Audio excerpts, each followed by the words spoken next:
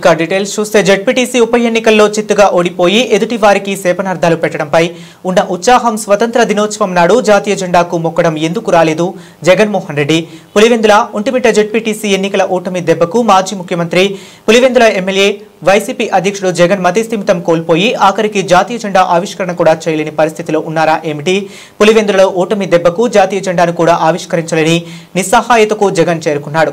జాతీయ పతాకాన్ని గౌరవించాలని జెండా ఎగరవేసిన తర్వాత సెల్యూట్ చేయాలని కూడా మాజీ ముఖ్యమంత్రికి తెలియదా అని ప్రజలు అడుగుతున్నారు. వయసులో పెద్దవారు అయిన ముఖ్యమంత్రి చంద్రబాబు నాయుడు గారి గురించి అమర్యాదగా మాట్లాడుతూ పిచ్చి ప్రేలాపనలు పేల్చడం ఇకనైనా మానుకోవాలి.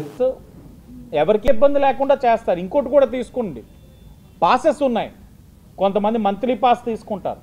తీసుకున్న వాళ్ళు ఆ పాస్ అయ్యేంత వరకు ఆ పాస్నే యూటిలైజ్ చేసుకొని పాస్ అయ్యిందే మహిళలు ఆనందంగా ఉన్నారు.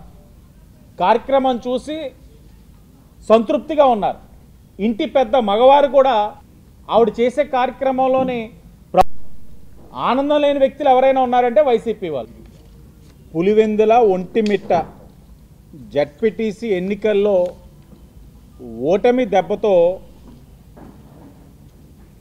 మతి స్థిమితం కోల్పోయి జెండా ఆవిష్కరణ చేయలేదన్నది ప్రజలు మాట్లాడుకుంటున్న మాటలు. ఆ ఓటమి చూసిన తర్వాత నిస్సహాయతతో ఇలాగ చేసారా ఏంటన్నది వాళ్ళు అనుకుంటున్న మాటలు ప్రజలు. ఎందుకంటే జాతీయ పతాకాన్ని గౌరవించడం, ఆవిష్కరించిన తర్వాత జెండాకి సెల్యూట్ చేయడం అన్నది ప్రతి భారతీయుడి యొక్క బాధ్యత. అందులోని ఉప ముఖ్యమంత్రిగా చేసి ప్రస్తుతం శాసనసభ్యుడిగా ఉన్న వ్యక్తి జెండా ఆవిష్కరించలేదు అని అంటే ఏమనుకోవాలి? అంటే జెండా అంటే జగన్మోహన్ రెడ్డి గారికి గౌరవం లేదా? రాజ్యాంగం పట్ల నమ్మకం లేదా జగన్మోహన్ రెడ్డి గారు మీకు? లేకపోతే మీరు ఇంకా అధికారంలో ఉన్నప్పుడు రాజారెడ్డి రాజ్యాంగం నడిచేది రాష్ట్రంలో.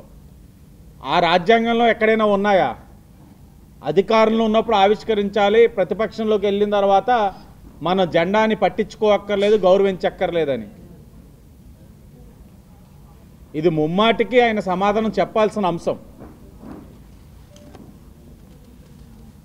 మేము ఒక్కటే ఆయన్ని కోరుతా ఉన్నాం, చంద్రబాబు నాయుడు గారి మీద శాపనార్థాలు పెట్టడమో ఆ దిగజారుడు రాజకీయాల్లో మానుకొని ఇప్పటికీ మించింది లేదు. ఆయన ఆత్మ పరిశీలన చేసుకోవడం మంచిది.